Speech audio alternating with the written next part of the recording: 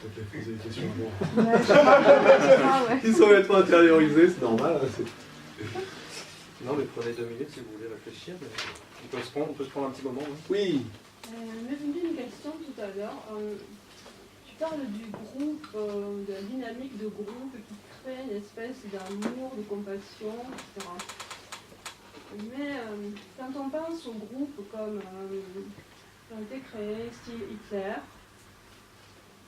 des groupes, avec pas forcément de la compassion, pas de l'amour, avec des idées de guerre, de violence. Voilà. Alors je me pose la question, c'est quoi ces groupes-là? Oui. Alors effectivement, c'est dans la structure de la conférence, j'avais prévu effectivement de parler des groupes, de toute cette propension à se mettre en groupe avec le sentiment d'adhérence, d'adhésion, de fraternité, toutes ces choses-là, etc. Et donc, voilà, puisque tu cites ce genre de choses, il y avait, je pense, chez toutes les personnes qui étaient chez Hitler, enfin, et tous ceux qui étaient en dessous, il y avait un sentiment de fraternité, mais aussi avec ce sentiment d'être les meilleurs, etc., mais vraiment un sentiment d'appartenance, c'était très net. C'est pour ça qu'effectivement, il est important, hein, on peut expérimenter cette propension à partager, mais on est obligé d'avoir du discernement ensuite derrière, et c'est d'où l'intérêt aussi d'aller faire du travail sur soi. C'est là la différence. C'est pour ça qu'un endroit, j'avais essayé de faire dans la conférence, un endroit où ça basculait en disant, dans les groupes où les gens sont là pour travailler sur eux, avec une notion d'authenticité, là, c'est pas pareil. C'est-à-dire qu'effectivement, bon, je veux dire, les SS, les nazis, etc., je pense que pour eux, il n'y avait pas de problème. Ils étaient les meilleurs et les autres, ils étaient nuls, quoi. Plein, point. Alors que quand on est dans un groupe et qu'on est prêt à travailler sur soi, quand l'autre nous renvoie quelque chose de négatif, on l'accueille. C'est pas forcément toujours très agréable, mais on est là pour ça. C'est la règle du jeu. Il y a de la bienveillance, bien sûr, mais la grosse différence, elle est là, quoi. Et c'est ça, notre outil, il est là. Il est là, c'est cette décision. Et c'est aussi reconnaître. Ça, c'est toute l'histoire dont on a parlé déjà de Jung, qui disait « oser aller voir sa part d'ombre ». Ça fait partie des règles du jeu. C'est-à-dire dire on a une part d'ombre, reconnaissons-la. Dans ces groupes dont tu parles, ils ne reconnaissent pas du tout leur part d'ombre. Pourtant, je crois qu'on peut peut-être ajouter un truc par rapport au nazisme. Je ne suis pas expert du tout, mais il me semble qu'il y avait une inspiration occulte dans le nazisme, avec, en tout cas parmi les hauts dirigeants, il y avait une référence, je pense que c'est la société Thulé ou quelque chose comme ça. Je ne sais pas si ça vous dit quelque chose. En tout cas, ils étaient inspirés par une espèce d'entreprise sectaire à la base, et par un projet qui était peut-être déjà satanique quelque part dès l'origine, quoi. Enfin, je sais qu'il y a une influence occulte, ça c'est reconnu. Et occulte n'est pas très joli pour le coup. ça répond à la question? Oui, en fait, oui. Comment, Et après, ça se connaît dedans. comment vous vous situez par rapport aux communautés charismatiques? J'ai du mal à y répondre parce que je ne sais pas, je ne les connais pas assez bien pour dire comment je me suis. Ça, c'est la communauté charismatique, vous faites référence à la religion, en fait. Aux religions. C'est un courant du protestantisme ou du catholicisme, d'ailleurs. Il y a des charismatiques chez les catholiques aussi, je crois. Enfin, c'est un courant chrétien. Ouais. Donc c'est religieux. Pour le coup, l'approche de Hervé n'est pas du tout religieuse. Non, ça je suis d'accord. Mais après c'est la notion de groupe et tout ça, quoi. C'est vrai que c'est ce qui fait qu'il y a un renouvellement, justement, de certains courants chrétiens comme ça, parce que justement ce charismatique, cette pratique a plu à beaucoup de gens, parce qu'ils trouvaient que justement les cultes étaient trop austères, notamment dans la religion catholique, et ces pratiques qui sont plutôt importées outre-Atlantique, donc notamment des Antilles ou d'Amérique latine, ça a renouvelé un petit peu la pratique du culte chrétien protestant, essentiellement je pense, et peut-être un peu chez les catholiques aussi, en France, sur le vieux continent. Mais enfin, pour le coup, ça reste des pratiques complètement religieuses, quoi. Donc il s'inscrit dans un cadre qui est un cadre religieux. Je pense que c'est une grosse différence avec ce que propose. Mais voilà, moi je suis inscrit que dans le cadre de l'humain. Ah bon, ayant eu l'occasion de fréquenter pas mal d'écoles ou d'enseignements différents, au fur et à mesure, ce que j'ai gardé, c'est l'humanité, quoi. Mais effectivement, puisqu'on en a parlé, j'étais assez amusé une des dernières fois où je suis allé quand je vais dans une église assister à la messe, je me dis, il y a tout dans la messe. Il y a tout. Le geste d'amitié qu'on s'est fait tout à l'heure, ça y est dans la messe. Le chant, la puissance du chant, ça y est dans la messe. La philosophie, les messages, ça y est dans la messe. Mais, moi quand j'étais gamin, quand j'allais à l'église, je ne l'ai pas senti. Pourtant, ça y est. Et quand je suis devenu animateur, je me suis rendu compte que finalement, toutes les techniques que j'essayais de développer pour pouvoir arriver à créer quelque chose au niveau du contact humain, etc., et quand je suis retourné à l'église, après, lors d'un mariage, un baptême ou autre, je me dis, mais tout y est, quoi. Tout y est. Et pourtant, il manque quelque chose. Mais c'est en train de revenir, je crois. J'ai remarqué que... Parce qu'il y a quand même un éveil des consciences, je crois, assez global actuellement au niveau de la société. Oui, j'avais une question juste Alors, là. 1, 2, 3. Monsieur. Oui, moi je voulais te poser une question. Est-ce que tu es optimiste par rapport à tout ça, en voyant la mondialisation, Internet, qui relie les gens et tout? Est-ce que ça va dans le même sens en fait?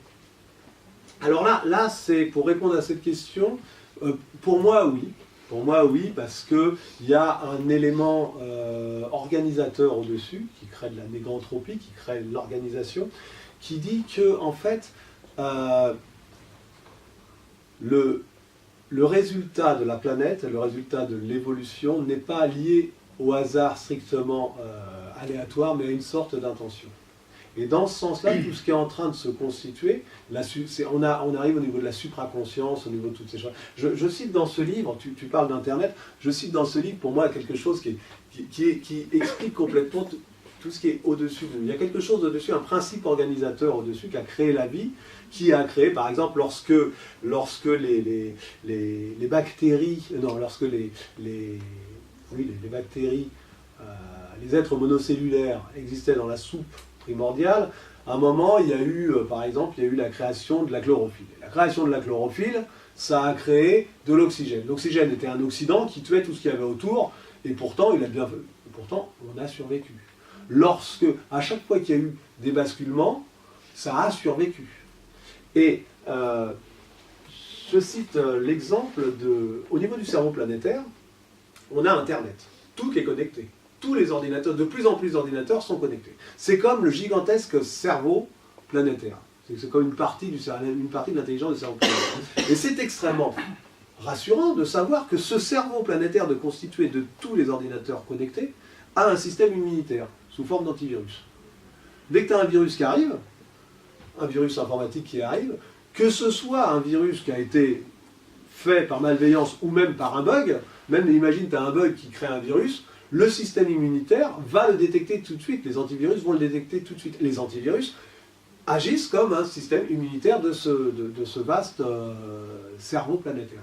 Or, si tu regardes la genèse des antivirus, elle est basée à l'origine de ces 3 ingénieurs de chez Bull qui s'étaient amusés à faire des petits programmes qui se bouffaient les uns les autres, et ensuite c'est par malveillance, etc., que il y a de plus en plus de pirates qui ont créé des virus, etc., etc. Et finalement, au lieu de... À l'origine, si tu veux, on pourrait dire « Ah, mais c'est génial d'avoir prévu un antivirus pour la création de ce cerveau planétaire. » Mais en fait, les hommes qui ont créé les antivirus n'ont jamais eu l'idée qu'un jour, ça aurait ce rôle de système immunitaire du cerveau planétaire. Tu vois ce que je veux dire? Il y a quelque chose qui a fait que ça s'est créé, et c'est vachement bien. S'il n'y avait jamais eu de pirates, il n'y aurait pas d'antivirus. Et au moindre bug, pouf! Tu vois, s'il y avait un virus qui est créé par un bug, s'il n'y avait pas eu d'antivirus, le système aurait été fragile. Mais le fait qu'il ait été stimulé comme ça, il y a quelque chose qui a eu Tu vois, cette vision de l'antivirus comme système immunitaire du cerveau planétaire, c'est pas au moment de la genèse des virus et des antivirus qu'on pouvait l'avoir. Et pourtant, et donc pour moi, j'ai cette vision très optimiste sur le fait que la vie, elle va continuer ensuite derrière nous. Alors effectivement, il y a des ajustements à faire. Mais bon, ça, c'est une question qui nous emporterait très très loin. Très très loin parce que ça apporte sur le sens de la vie. Est-ce qu'on va vraiment faire tous partie de l'univers ou pas, de la suite ou pas? Est-ce que l'humanité fera partie de la suite de la vie de Gaïa, de la planète ou pas? Ça nous renvoie à quel est notre sens de notre vie ici et maintenant. Ça nous renvoie au fait qu'on est mortel. Mais ça, s'il y a bien une seule certitude qu'on peut avoir, c'est qu'un jour, notre vie, ce corps s'arrêtera. Donc c'est vraiment une question qui emmène vachement très très loin. Et qui sera l'objet d'une prochaine conférence. Je peux peut-être ajouter un mot là-dessus, c'est qu'il y a une référence qui est faite par beaucoup d'auteurs avec l'émergence d'Internet. Il y a une référence qui est faite à Teilhard de Chardin et son concept de noosphère, donc la sphère de conscience globale en fait qui émerge autour de toute l'humanité. C'est la conscience globale de l'humanité. Et pour beaucoup, justement, le cyberespace, c'est ça en fait. Donc on va vers ça, vers quelque chose qui est unificateur globalement. Donc, voilà, juste une petite. Alors j'en profite pour rebondir sur le fait que je me suis bien amusé quand j'ai écrit ce livre, puisque j'ai parlé de l'agapisphère, qui vient de agapé, amour. Et en fait, si on regarde bien, de même qu'il y a une sphère de toutes nos pensées, qui est la noosphère, dont parlait Teilhard de Chardin, plus on va rayonner d'amour, plus on va nourrir cette sphère de l'amour au niveau mondial, qui est l'agapisphère. Agapé, c'est un des 3 termes grecs pour l'amour. Voilà. Il y avait 2 autres questions. Oui, il y avait une question en attente là-bas. Oui, tu as dit tout à l'heure choc, rejet, reconnaissance, et il y avait 2 choses après que je n'ai pas retenu. Ah, bah, acheter mon bouquin. C'est de la voiture au vélo. Et en plus de ça, tu vas passer de la voiture au vélo, tu vas faire des économies, tu vas pouvoir faire des stages. Et ben voilà. Je m'en rappelle plus. Choc, rejet. Choc, rejet, reconnaissance, acceptation, sens, intégration. En fait, tu as quelque chose de nouveau qui arrive. Imagine, voilà, vous faites une demande de livre, vous présentez ça à votre patron. Oh, choc, oh non, rejet. Après ça, il y a un autre collègue qui présente le même truc. Reconnaissance, tiens, ça j'ai déjà vu quelque chose. Au bout de 5 ou 6 personnes qui font la même demande, on passe sur acceptation. Mais au début, c'est acceptation pour les autres. Après ça, il y a sens. Dans mon livre de la voiture au vélo, je cite l'exemple d'une personne qui se déplace uniquement en voiture. Et puis, un jour, sa voisine lui propose d'aller au travail à vélo. Voilà, ça lui fait un choc, il refuse. Puis après, il apprend qu'il a une de ses collègues qui va au travail à vélo. Ah, là, il reconnaît, il dit, tiens, c'est comme ma voisine. Et puis en fait, vous, à force de voir sa voisine et sa collègue faire du vélo, il commence d'une part, il l'accepte. Il a reconnu, mais ensuite, il l'accepte. Puis il se dit, après tout, bah ouais, si c'est bien pour elle, pourquoi je ne pourrais pas essayer? Ça commence à prendre du sens. Puis quand il le fait régulièrement, c'est l'intégration. Il y a une autre image, c'est en physique. Quand vous avez une goutte d'eau qui tombe dans l'eau, allez, imaginez, ça c'est de l'eau. Vous avez la goutte qui tombe, plaque, elle s'enfonce. Elle remonte, c'est le rebond, on a vu plein de photos là comme ça. Elle remonte, elle ne peut pas rentrer direct. Et ensuite seulement elle rentre. Choc, rejet, reconnaissance, acceptation, sens, intégration. Au niveau électricité, si ça c'est une barre métallique, j'en ai pas, mais enfin bon, imaginez ça c'est une barre métallique, non pardon, ça c'est une barre métallique, j'amène un aimant, c'est la loi de Lenz, cet aimant crée dans le barreau métallique un courant électrique qui crée un champ magnétique qui repousse l'aimant. Tout système, à quelque niveau que ce soit, réagira toujours comme ça. Toujours la réaction à une perturbation. C'est une loi de la nature. C'est aussi bien au niveau de la physique, au niveau de la biologie, au niveau des comportements humains, etc. Oui, j'allais dire comportement humain, c'est pareil avec les garçons et filles. Etc. Voilà. Non, mais ça, c'est vraiment une loi de la... Et ça, c'est très important, parce que qu'est-ce qui se passe? C'est que souvent, on n'ose pas faire changer les choses. En disant, de toute façon, je vais être rejeté. Mais quand vous avez compris que de toute façon, vous êtes rejeté, ouais, j'étais à une... Mais non, mais c'est vachement important. C'est rassurant. Mais oui, moi j'étais à un congrès de la FUB avec de la Fédération des usagers de la bicyclette avec un ami qui a voulu défendre une idée. Son idée a été rejetée. Il était déçu. Je dis mais tant mieux. Si elle a été rejetée, c'est qu'elle a eu de l'impact. Sinon, elle serait rentrée toute molle, comme ça, puis ça n'aurait rien changé. C'est que ça n'a pas d'impact. Quelque chose qui est novateur, ça crée toujours du rejet. Et ça, c'est important parce que ça donne du courage. Mais non, mais c'est vachement important. Quand on le sait. Ouais, ça me fait marrer. Tout le monde voudrait être pionnier. À New York, un jour par an, il y a une journée yoga. À Manhattan. J'ai vu des photos, il y a des milliers de tapis de yoga qui sont tous en train de faire du yoga. La première année, ils étaient 3. La deuxième année, ils étaient 7. La classe de dire j'étais dans les 3 premiers. La classe. Mais après ça, quoi. Moi, je suis conseiller en mobilité à vélo. Bon, on le sait que le vélo, c'est à la mode. C'est évident, quoi. Mais non, les gens attendent que tout le monde ait basculé, quoi. C'est comme ça. C'est comme ça. Dans le film Alice au Pays des Merveilles, à la fin, on voit Alice qui discute avec un homme et Alice dit « Ouais, on devrait faire du commerce avec la Chine ». Et puis l'homme lui répond, alors c'est son oncle, quelque chose là, « Toute autre personne que toi m'aurait dit ça, je l'aurais rejeté, pris pour une folle. Mais je vois dans tes yeux une lueur qui me rappelle celle de ton père. » C'est facile aujourd'hui avec le recul de dire qu'il fallait faire du commerce avec la Chine. C'est facile, hein. Mais aujourd'hui, quand on propose des choses novateurs, ben la plupart, des choses novatrices, mais souvent, voilà, on n'ose pas. Et je dis, osez. C'est comment il s'appelait là, c'est Yannick Noah qui chantait là, ose remettre des couleurs dans ta vie. C'est ça aussi le truc, quoi. C'est oser faire des choses, oser aller, et tant pis si on est rejeté, tant mieux. Au moins, ça vous fait la trace pour celui qui est derrière. La vulnérabilité n'empêche pas d'oser. Hein? Voilà le Raymond. On prend peut-être une dernière question parce qu'il est... Oui. Et alors? Mais je ne sais pas quel sens vous mettez derrière. Oui, non, pour moi, le hasard est tout sauf aléatoire. J'explique dans ce bouquin que quand j'ai fini mes études, c'est des études d'astrophysique, donc vraiment très... Ensuite, j'ai fait des stages. Dans les stages, on tirait des cartes de tarot. Et les cartes de tarot, j'avais un collègue qui était venu, puis il m'avait dit un jour, non, il était venu à un stage que j'animais il y a assez longtemps.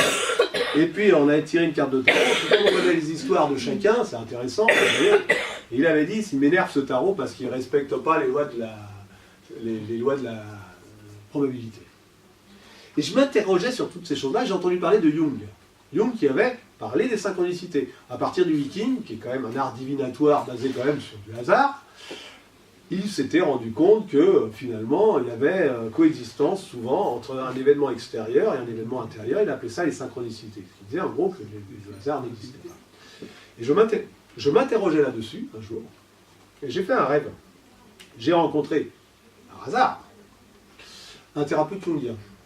Je suis allé à une de ses conférences, et puis ensuite, la nuit qui a suivi, lui il parlait de l'écoute des rêves, la nuit qui a suivi, j'ai fait un rêve très fort. Je suis allé le voir. J'ai rêvé de 3 Suisses qui voulaient travailler avec moi. Il m'interroge, pour vous, ça représente qui les Suisses? Je lui ai dit, ça représente Hermann Hesse, Jung et Einstein. 3 personnes qui m'avaient influencé dans ma jeunesse. Et puis on travaille là-dessus et tout. Bon, bref. Je rentre chez moi, je prends le dictionnaire, je m'interrogeais sur toutes ces choses-là, et au moment de fermer le dictionnaire, je me dis, je vais mettre le doigt sur un mot au hasard. Comme quand on tire une carte de tarot. Puis en même temps, quand je fais ça, je dis, mais c'est stupide. Il y a 60 cartes de tarot, ces tarots de choix, elles ont toutes une petite histoire symbolique, elles ont tout un sens. Là, des mots dans le dictionnaire, il y en a plus de 100 000, c'est idiot. Mais je regarde quand même. Et j'avais mis le doigt sur Wolfgang Pauli. Or, il se trouve que Jung, quand il a travaillé sur les synchronicités, pendant 20 ans, il a eu une correspondance avec un physicien qui était Wolfgang Pauli sur ce sujet-là. C'est-à-dire qu'ils avaient été 2 à travailler sur les synchronicités. Il y avait Jung, je le savais, et il y avait Pauli, je ne le savais pas. Et mon doigt au hasard. Alors ensuite, on peut dire, c'est mon inconscient, c'est... Peu importe. Pour moi, il y a une guidance. Il y a une guidance. Et dans la conférence sur les techniques d'écoute de l'inconscient, on en a beaucoup parlé. sur le fait de savoir écouter, d'écouter. Il y a deux façons d'écouter l'inconscient. Il y a la façon rétroactive, c'est-à-dire il m'arrive des choses et je suis suffisamment vigilant pour les analyser, les comprendre et suivre cette guidance. Et puis il y a la proactive, c'est bon, aller faire respiration holotropique, de l'hypnose, etc. Mais c'est, voilà. Donc pour moi, le hasard, effectivement, il n'y a pas de doute. D'ailleurs, c'est dans l'alchimiste ou La prophétie des anges. la prophétie des anges, etc. C'est une des premières choses, c'est de comprendre que le hasard n'existe pas. C'est vrai que quand on s'ouvre à ce paradigme différent, de dire que le hasard n'existe pas, ça change absolument tout. Et quand même, franchement, les arts divinatoires existent et ont traversé tellement de siècles que s'il n'y avait vraiment rien du tout, ça n'aurait pas tenu, quoi. Ça aurait disparu. Tu fais aussi le tarot? Hein? Tu fais aussi le tarot? Bah, je l'utilise, moi, personnellement, oui. Enfin, je tire une carte de tarot. Je ne suis pas tarologue, hein, pas le tarot de Marseille et tout ça. Mais dans les stages, on tire une carte de tarot. Le tarot de show, il est très pratique, il y a des petites histoires. Et c'est vraiment un moment très, très chouette. Très, très chouette. C'est un moment où ça soude aussi, parce que bah, après une journée, on connaît un peu les histoires de chacun, etc. D'autres questions? Alors, une dernière. Est-ce que ce côté de l'ésotérisme, des tarots, de l'inconscient, ne serait pas ce qu'on commence à découvrir peut-être le monde dont on fait partie sans le savoir de l'information, avec tout ce qui est ondes scalaires et ces histoires des terres qui sous-tendent l'existence des quatre coins du reste du monde, de la matière? Je ne sais pas, ça dépasse mes connaissances. Ça nous emmène loin. Les terres, ça n'existe plus en physique, mais effectivement, certains ont tendance à vouloir réhabiliter cette idée-là d'une structure qui sous-tend l'ensemble de l'univers. Ça avait été proposé par Einstein, ça a été rejeté, mais il y a de plus en plus de physiciens quantiques, oui, qui pensent que, comme on trouve d'ailleurs dans les traditions de l'hindouisme ou du bouddhisme, il y a le monde manifesté et il y a un monde des idées, comme dans Platon aussi, un monde non manifesté, dans lequel il y a des états virtuels, il y a des potentialités, il y a des états virtuels, y compris qui interviennent dans les réactions de physique quantique, par exemple.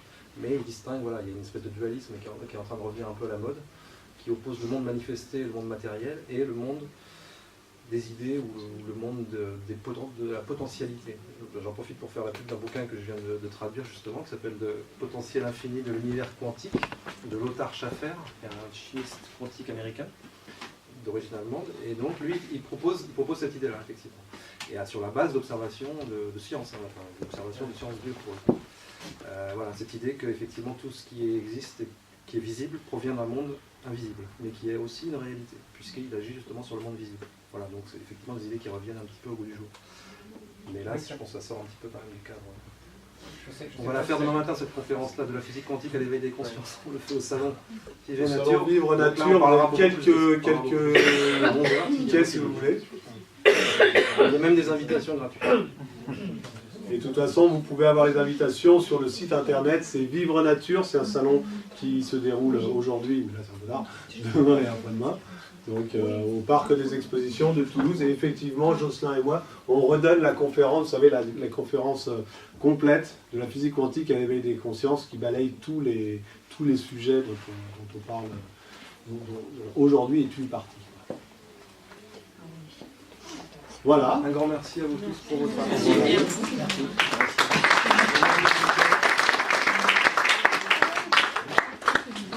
Et on peut discuter bien sûr encore dans la salle.